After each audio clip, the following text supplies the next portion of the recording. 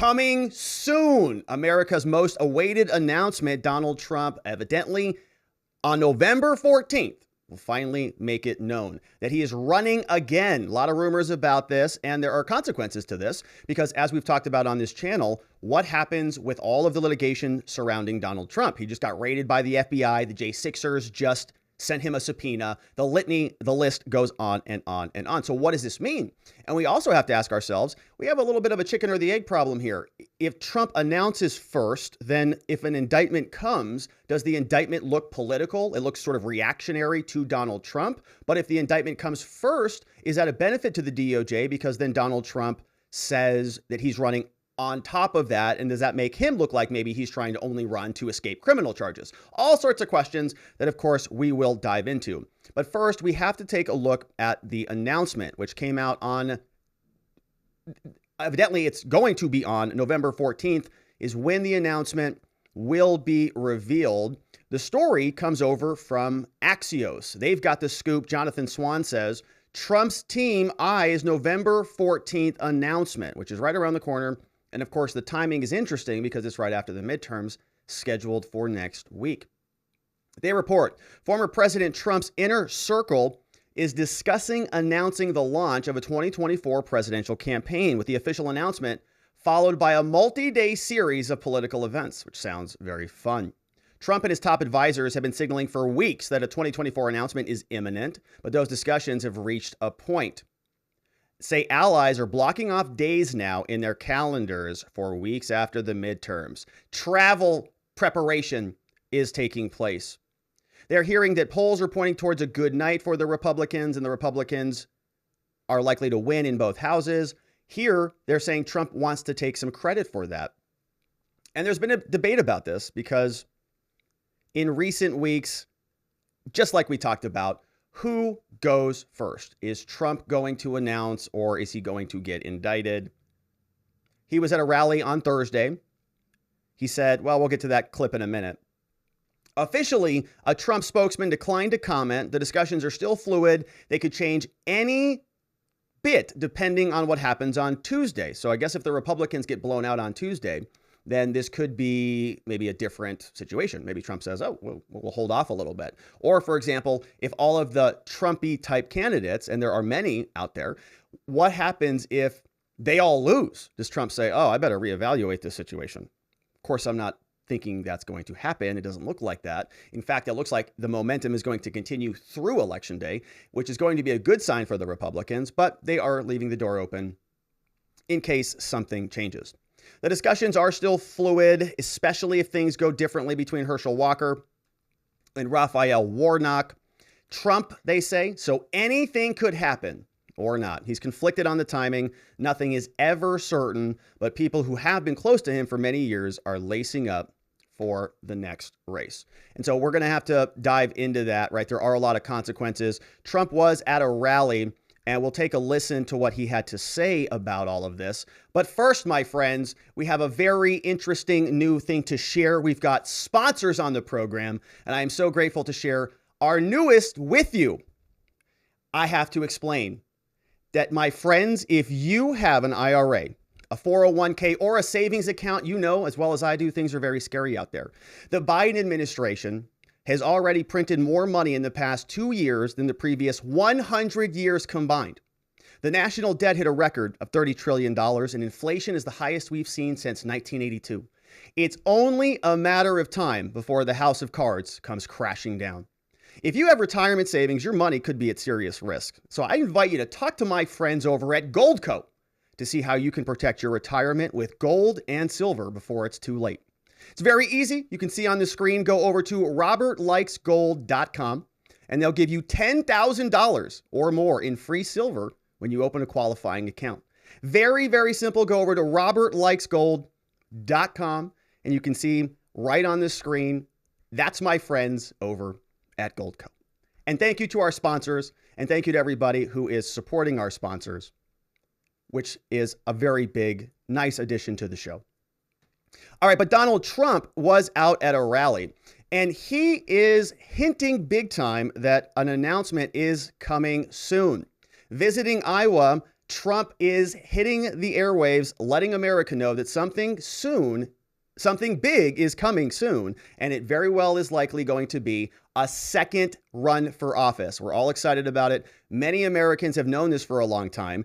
People all over Twitter and in the media are melting down. What's going to happen? Democracy is now over. We're all going to die. Meanwhile, I think a large portion of the country are thrilled that the direction of the country may change, not only after the midterms take place, but further beyond that in 2024. And now, in order to make our country successful and safe and glorious, I will very, very, very probably do it again, okay? Very, very, very probably. Very, very, very probably. Very, very probably.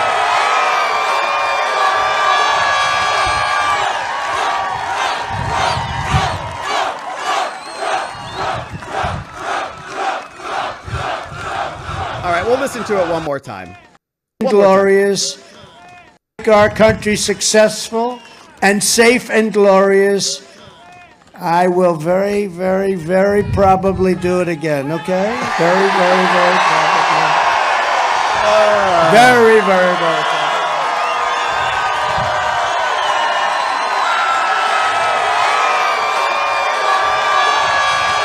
So I love how he says at the end of that, okay, I'll probably very, very probably do it again. Okay, which means it's like, take it easy, America. I'm going to do it already, which we've already all known. And in fact, remember, this has been part of the strategy that we think that Bannon and Navarro and Trump have been using to deal with a lot of this litigation. All of the consequences of the lawsuits and the sort of what I would deem to be unconstitutional investigations from the illegally constituted J6 committee and so on, they are on the precipice of being out of power.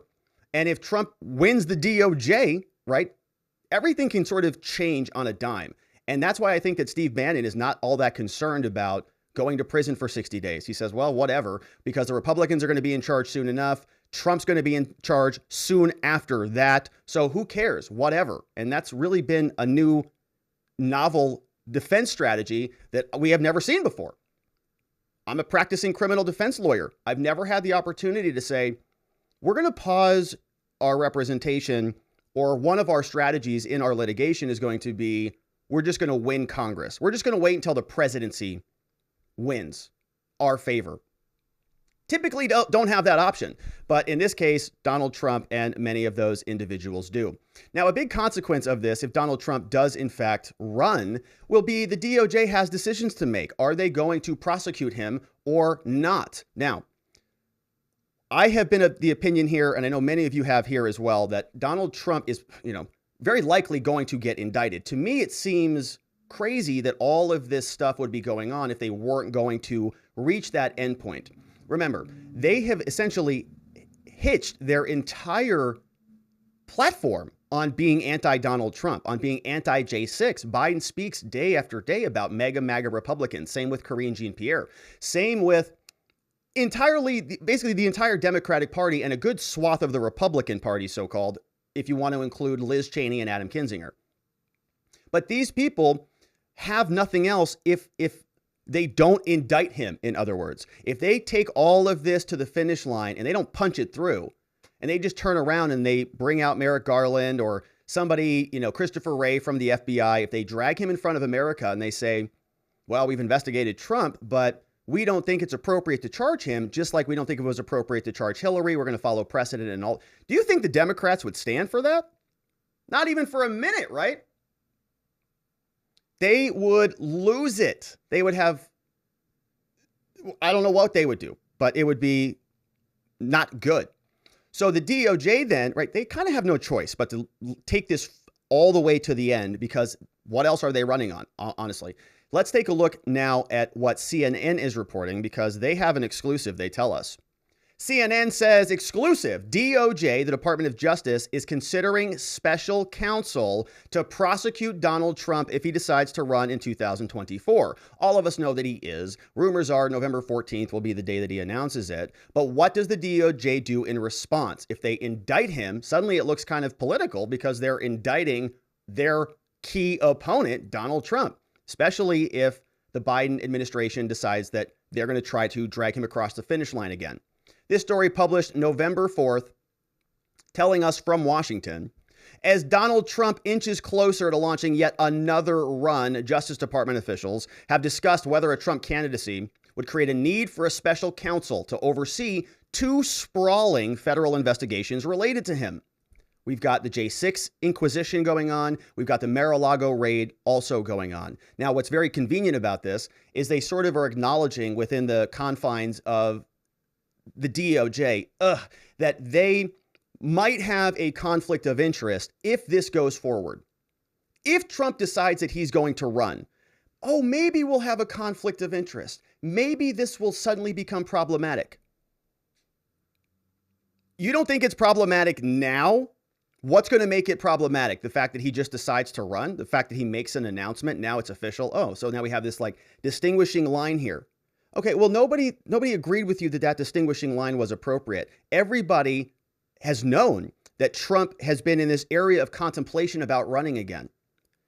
And to pretend like he's not a political opponent until he is a political opponent, and to live in this fictional la-la land that the DOJ is currently living in, like there is no conflict of interest by prosecuting a former president who's very likely going to run again. It's just a fiction. They're lying to themselves. They're lying to us. They think that we're all stupid, and apparently half their party or most of their party just buys it because they say, Biden doesn't know anything about it. Merrick Garland, who works for Joe Biden, doesn't know anything about it, even though it's his attorney general. Very strange. So now they're going to consider a conflict of interest and appoint somebody. Neat. The Justice Department is also staffing up its investigations with experienced prosecutors, so it's ready for any decisions after the midterms, including the unprecedented move of indicting a former president. Why are they hiring all the prosecutors if they're not going to prosecute Trump? Top aides to Trump have been eyeing a third week of November as the ideal launch, two sources have said. In the weeks leading up to this, DOJ has observed a traditional quiet period, they say, of not making any overt moves. No sudden movements for Merrick Garland. Meanwhile, they're leaking repeatedly to the Washington Post and the New York Times. We've covered stories. Over the last several weeks, it's weird. Was there stuff to talk about here on this channel with about Donald Trump? Yeah, there was a lot of it. We covered it, all of it. Where'd that come from? Not the court filings, from the leaky DOJ. But behind the scenes, investigators have remained busy using aggressive grand jury subpoenas and secret court battles that we can't see to compel testimony, one of whom we're going to talk about is Kash Patel, one of the individuals they are seeking testimony from. All of this related to the 2020 election and Palm Beach invasion. Federal investigators are planning for a burst of post-election activity in the Trump investigations. That includes the prospects of indictments of Trump's associates that could be more complicated if Trump announces. One defense attorney working on these matters said they can crank up charges on almost anybody if they wanted to, obviously, right? It's the federal government. Your state, local government, by the way. If you drive to work, if you're like, I'll never get stopped I never break the law. Air cops could cite you 35 ways from Sunday on your trip to the office. Said that he has no idea who's ultimately going to be charged. That's the scary thing. Trump and his associates also face legal exposure in Georgia and other places. Indicting an active candidate for the White House would surely spark a political firestorm. No kidding. And so now we see this little window. Okay, we've got the midterms, which are on November 8th. And we see that if Trump is eyeing an announcement just a short time after that, so Tuesday is the 8th, the 14th is going to be the Monday. So Trump's announcement would come on a Monday. So that means that the DOJ has basically a full 1, 2, 3 days to get an indictment in. After the midterms, they've got the 9th, the 10th, the 11th. And we're sort of seeing a first to the media situation too. What if they get the indictment in before Trump announces? What if Trump announces and then they get the indictment in? How does all of it play out? Yeah, either way, it's surely going to spark a firestorm, no doubt about it. And while no decision has been made about whether a special counsel, this would be an independent so-called third party who would actually conduct the investigation and the prosecution, DOJ officials have debated whether doing so could insulate the Justice Department from accusations that Joe Biden's administration is targeting his chief political rival. Duh, obviously. Special counsels are hardly immune from attack. We know John Durham has failed. We know Robert Mueller, according to the left, has failed. The Justice Department declined to comment, obviously. Now, they're bringing in, they say, a brain trust for high-level advice on this. They're going to do it, obviously, right? I mean, they're not going to get all the way here to the end zone and then not punch it in. Top justice officials have thought about bringing in this guy called David Rhodey. Extensive experience in other areas, lucrative partnerships. There's a team at the U.S. Attorney's Office handling the J6 stuff and the sedition cases. Wow. They're all joining the case. So Garland has a big decision, and he's going to have to decide. Several former prosecutors believe that it is a chargeable case, but Garland's going to have to make a decision. He avoided answering questions because he doesn't like to answer questions. He says, well, we're just going to speak through our filings, is all that Merrick Garland ever says. Then his leaky office turns right around and leaks everything right back over to the Washington Post and the media. So special counsel, would that insulate the Biden administration? It would be certainly more removed. It would be just like a John Durham or a Robert Mueller investigation. And then you got to ask yourself, well, how long do those investigations take? Like, are they just going to hand this over to special counsel and he's just going to file charges? Unlikely, right? That special counsel is going to want to do his due diligence or her due diligence and get to the bottom of this before they make a formal filing. Think about how long the Durham case took. Think about how long the Mueller investigation took. Years. So Trump announces now, and then they turn it over to a special counsel. The special counsel then goes through a several-year investigation. Maybe Donald Trump gets elected before the special counsel even finishes. And then Trump takes office, and he could be a president again and charged with crimes as the president from a 2-year-old investigation from a special counsel. And they could essentially dog his entire second term with a criminal investigation, just like they did the first time. These people, man, you can just see what they're doing. They're never going to let him go. All right. So now they're considering special counsel, and that would insulate them. It would be one step better, but it would be another big, long litany of litigation, and he'd have to deal with it. So absolutely a total joke. We have KellyAnne Conway, who is, of course, a major advisor for Donald Trump. Sounds like she still is an advisor for Trump and Pence.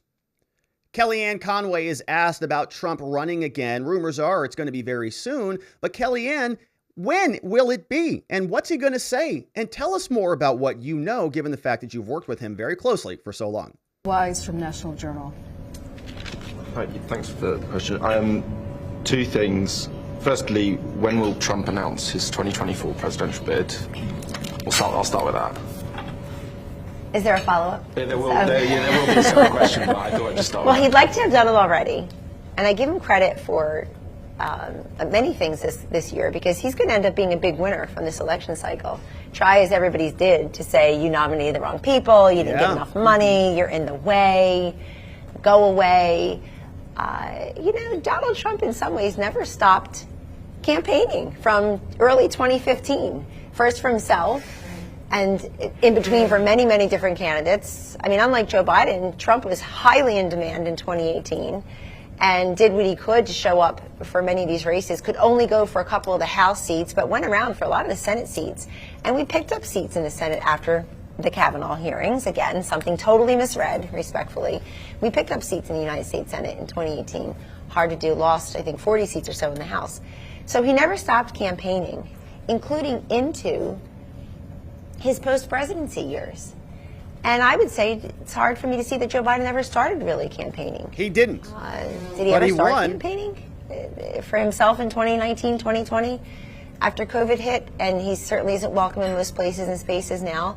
So in many ways, don't miss why and how Trump is running for president again, if he would like, because he actually never stopped being part of this. So He would have liked, I give him credit for staying in the game this cycle, with very few exceptions, and I can't even think of any right this second.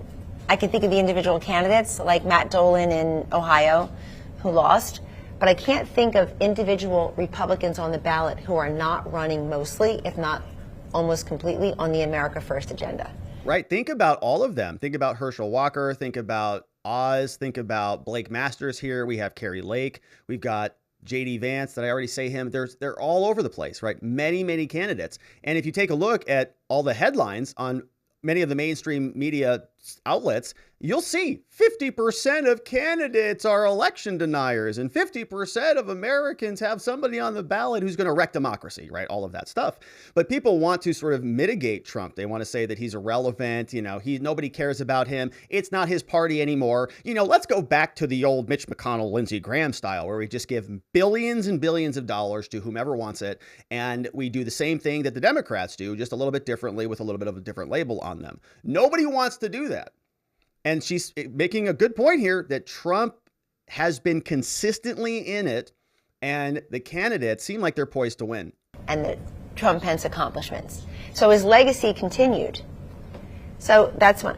I give him a ton of credit for not announcing this year, for not stepping in the way of the midterm candidates, which a lot of people around him who frankly need him for their next meal and their next gig and their next center of power were urging him and begging him and leaking to a lot of you that he would be announcing any moment.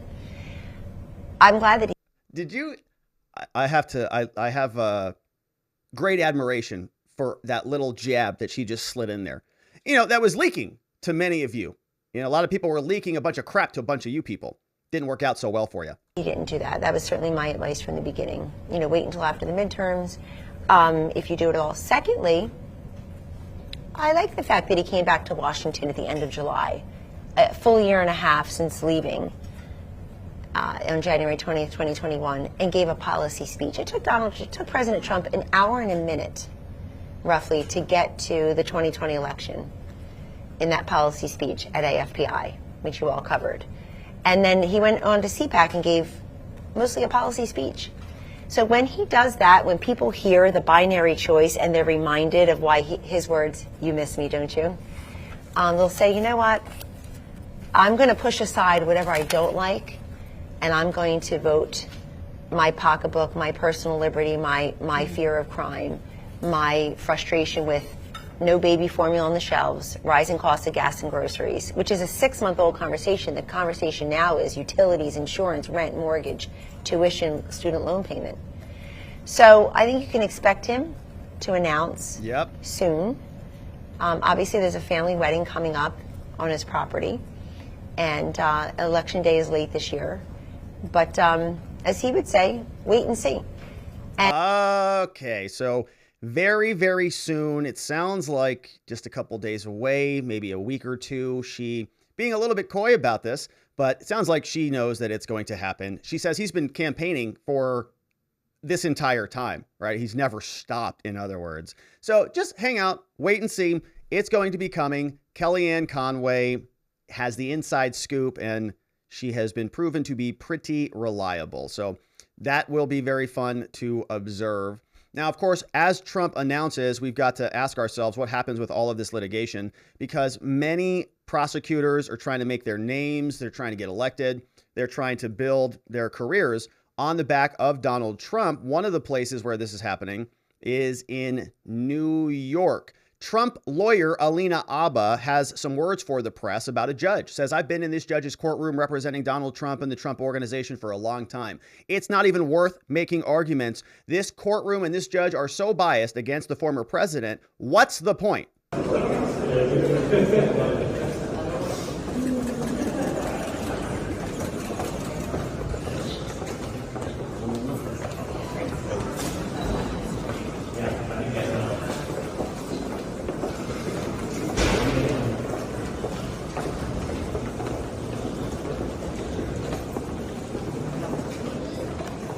I think it's as expected. I've been doing this dance with Judge Gorin and his clerk, who appears to be a judge as well, for over a year. The Trump Organization is under scrutiny for something they didn't do. There is absolutely nothing wrong with valuing your properties with Deutsche Bank and going back and forth about the values of those properties. It was done appropriately. We stand by that. But like I said, we're in a courtroom that I've been in before for many years, and as I told my colleagues, I don't even see the point in speaking because we're going to lose no matter what. It's just what it is. And by the way, it's ironic that there's a rally at 5 o'clock for Tishy James. So I don't know if you caught that very end statement from her. She said, by the way, it's very convenient that there's a rally for Letitia James tonight at 5 o'clock. And I don't know what happened in there, but something about needing to be somewhere probably at 5 o'clock was said in the courtroom. But you can see Alina Habba. I know this face well. I know what it feels like to be in a courtroom and a judge right there. That face, just like, what the F? You know, there's nothing you can even say or do in a court of law. Sometimes the judge just has it out for you, and it's the end of it, right? You can go into the judge just listens to you, smirks at you, issues a ruling, you're on your way. And so we know that Trump has some difficult jurisdictions that he's in. Alina Habba is a fighter. She goes and handles all of these situations, even when it feels like it's a losing battle. She still goes in there and, of course, speaks to the media about the reality of the situation. And I do believe it is the reality of the situation. We have talked about so many different Trump cases on here. You can see the smattering of sort of judicial dripping of disdain. Some of them have a lot more drizzle, others don't. But I would imagine that what Alina Habba is talking about is very reflective of the reality that took place in that courtroom. We also have another interesting development in Trump world. It's about immunity. Kash Patel, Donald Trump's advisor, may be testifying against him or for him. We don't really know the details, but we are seeing reports that he has been granted immunity for testifying in the Mar-a-Lago Papers case. Kash Patel is going to get limited protection, which means if he speaks or when he speaks, it can't be held against him. They're going to ask him about the declassification issues. Federal prosecutors examining the, quote, unauthorized retention, allegedly, of highly sensitive government documents at Mar-a-Lago. They're going to get testimony from top advisor Kash Patel. They granted him immunity, limited immunity, according to two people familiar with the matter. Now, this is a powerful tool. It forces witnesses to testify if they can't be prosecuted. Takes effect on November 2nd and signals the importance of his testimony. They say that their interest in Patel centers on claims that the documents that were found at Mar-a-Lago were declassified. A big argument we've talked a lot about here. Donald Trump has said that. I know Kash Patel has said that. There's been a lot of statements, even from his lawyers, saying that Donald Trump has declassified these materials. A lot of questions about how. Did he have to sign a document? Well, they say he didn't formally go through the registrar, the person who signs out, the librarian who makes sure that your library checkout slip is properly filled out. Trump didn't do that. Therefore, he's, a criminal, which is kind of shocking given the fact that he's a president. And if the president has to fill out stupid forms for the bureaucrat, isn't the bureaucrat a little bit more powerful than the president? I think so. So in this case, how the documents came to end up on the property, they say Kash Patel might know about it. How Trump's aides and lawyers responded, Kash Patel may have info. The status of the documents is important because the prosecutors can prove that those seized by the FBI were not declassified. It could strengthen a potential obstruction case, which is hilarious because they told us that the declassification issue was a red herring entirely. Remember, they said, oh, don't worry about that. The classification is not important because it's only about possession. Those are government property documents. It doesn't matter whether or not they're declassified or not. It was a possession argument, not a status argument. They said Trump can't declassify things. Even if he did, they said it doesn't matter because it is theirs. So now they're saying that the declassification issue is relevant back to the obstruction charge, right? And he had several charges there. The obstruction charge could go a number of different ways. If you remember, one of the big angles on that was the custodian of records apparently was Christina Bobb, another Trump lawyer, evidently signed, said, I gave all the documents back. Turns out all the documents were not back. And so they're trying to find intent. They're trying to connect this to Trump to say he intentionally obstructed in some way, shape, or form. Advisors like Patel have claimed repeatedly since the search that they've been declassified, but they say they've got no evidence about this. Patel's close advisor maintains a personal relationship with the Trump, also appointed as one of the representatives to the National Archives, the head librarian. And the Justice Department is expected to ask him about the circumstances behind the documents being at Mar-a-Lago. In a prior inquiry, he asserted his Fifth Amendment rights against self-incrimination, but now he will not be able to do that. So Chief Justice Judge Beryl Howell agreed that Patel could believe that he had a reason to assert the Fifth, and they applied for the order granting him immunity from protection. And so now he can testify. Prosecutors grant immunity as a matter of last resort, especially in high-profile cases, since it makes prosecuting them much more difficult, requires approval at the highest levels of the department. So it sort of begs the question, are they panicking a little bit? Are they running out of angles? Why do they need to grant him immunity? I thought this was an open and shut case, like clear as day. All they've got to do is just go in. I mean, they got the boxes. They came out with 15 boxes in there. So what else do they need, right? So Kash Patel may be granted immunity, and if he is or has been granted immunity, and so now he is free to testify.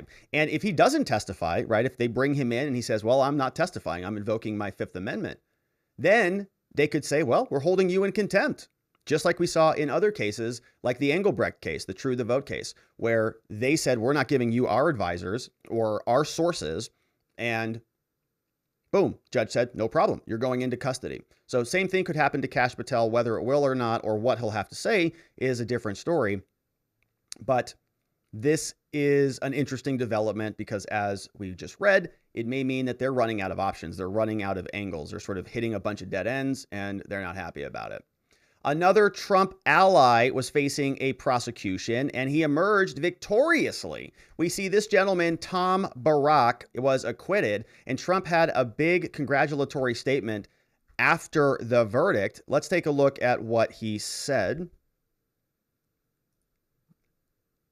This is the statement by Donald Trump after Tom Barrack got acquitted. The statement is by the 45th president of the United States, Donald Trump. He says, "Great news for our country, our freedom, and our democracy. In that businessman, Tom Barrack, who should have never been tried or charged, was just acquitted of all charges. Likewise, his associate, Matthew Grimes, was also acquitted of all charges." He says, "My great respect goes out to the jurors for their courage and understanding in coming to an absolutely correct decision. This could be the beginning of our breakaway from communism and other very deep and dark places where the United States should never be. Cuba, Venezuela, and even the Soviet Union were looking more and more like that could be us in the not too distant future." He says that the upcoming election is very big, but these acquittals of two innocent men greatly set the radical left back. And now they should immediately release great patriots like Catherine Engelbrecht and Greg Phillips from prison in Houston, where they're being held for redacted. All that's redacted for YouTube, unfortunately. But you know that story. He says they should be praised for doing an incredible job. They did. They should not be ridiculed by the radical left, with their leaders thrown into jail. Says start treating also the J6 protesters fairly. Let them all go now. Whether it's a raid on Mar-a-Lago with the violation of constitutional rights under the Fourth Amendment based on a fake document investigation where every other president had no liability, or the other phony hoaxes and scams that have been going on for years, like impeachment hoax number 1, impeachment hoax number 2, Russia, Ukraine, the Mueller investigation, where they found no collusion or more. We can't let it happen. Trump says, "Congratulations on a great victory for our nation." That's the statement from Donald Trump. And he's congratulating Tom Barrack on a not guilty verdict. And that story from Bloomberg details a little bit more for us. This is the gentleman The verdict came after a 6-week trial. It's a rebuke to federal prosecutors. He's a Colony Capital founder. He took the stand for days in his own defense. Okay, this is a guy, right, who was just acquitted after 6 weeks of hell. He had to take the stand. He was prosecuted by corrupt DOJ prosecutors, in my opinion, who have a vendetta against Donald Trump. And the only thing they want to do is take him out. So they go after all of his deputies. They've gone after Alan Weisselberg for grandkid payments. The list goes on and on. They're trying to take out everybody who even knows him. It's disgusting. Tom Barrack was cleared of charges. He tried to influence the campaign like an agent of the United Arab Emirates. 75 years old, not guilty on all 9 counts against him. And my friends, this doesn't happen very often, okay? Most people who are charged with crimes get convicted. That's why we, lose our minds when Michael Sussman, who is obviously guilty, gets acquitted, okay? But most people who are charged by prosecutors, they get convictions on them. It's just how it works. The fact that this guy didn't get convicted, it must have meant this case was the worst ever. Federal prosecutors, 9 counts, they couldn't get 1 to stick. What a joke. But they charged him because that's just what they do. They charged him failing to register, obstructing justice, lying to federal agents. Matthew Grimes also acquitted on 2 counts, foreign agent counts, another 6-week trial. You know what that cost them? Okay, these guys may have resources to defend themselves, but many other people don't, like the J6ers. And you bring the strong arm of the federal government and a $1 billion agency of U.S. prosecutors down upon the backs of innocent people, it can break them. These guys were not broken. In fact, they're victorious. But it begs the question, why are these prosecutors prosecuting these garbage cases? The verdict came barely 2 days of deliberations after they occurred, calling this a stinging rebuke to federal prosecutors. They claimed that he advanced $374 million of investigations. Judge read the verdict. He dropped his head down. He began to weep. So did his children and his wife. One male juror pumped his fist in the air, and they were very supportive of him. He says, amazing. I'm humbled. The system is amazing. People are amazing. I have no hostility. I'm just proud to be an American. He had a sunny demeanor. He told the truth. He recalled his character, and it all worked out his way. But my goodness, many times it does not. So a big victory for Tom Barrack, Donald Trump acknowledging it, recognizing this is a good day, because oftentimes that doesn't happen. And this becomes a big problem. If they start taking out all of his friends and family and all of his allies, right? It's a big, big problem. It's lawfare. And fortunately, there are still some jurors in America who can listen to the facts. This guy still had to spend, who knows what he had to spend. Not to mention 6 weeks of your life in a trial to walk out and go, I'm acquitted now. He's not getting that time back. He's not getting that money back. Those prosecutors aren't going to reimburse him or send him an apology letter. Ridiculous. All right. So we also have a clip from Tishy to wrap up this segment because, it's Tishy. Donald Trump announced a lawsuit against New York Attorney General Tishy the Tishter James, and he said that he is suing her for harassment because she has been, harassing him. She took to the podium and said she's not going to stand for bullies, just like she has been ranting about for years. Her entire campaign has been against Donald Trump. This gives her another opportunity to do it again. I will not allow anyone, including the former president of the United States, to bully me. No. Like all of you, I will not bow, I will not break, and I will not be intimidated by anyone. Please clap. Please clap. Because I know that all of you have my back. Her entire life is running against Donald Trump, doesn't want to be attacked by a bully, even though Donald Trump never used the strong arm of the government against her, never invaded her residence. She's doing that and similar things to Donald Trump. She is using the strong arm of the government to investigate his business, investigate his family, investigate him personally, and bring criminal charges against his individual deputies. It's disgusting behavior. She is commandeering an entire office for her own personal gain. at a political expense of her constituents. It's a sad deal. Letitia James, I believe, is on the ballot this year. So if you're out there in New York, it might be in your interest to vote for the other candidate, whoever that happens to be. But that, my friends, is the segment on Donald Trump announcing very soon things are about to get extra spicy, and we're waiting to see when that announcement comes. November 14th is when it appears to be. Of course, we will be here covering it, and I hope you join us. Thank you for subscribing. Thank you for liking the video wherever it is you're watching this, and I look forward to seeing you on the next one.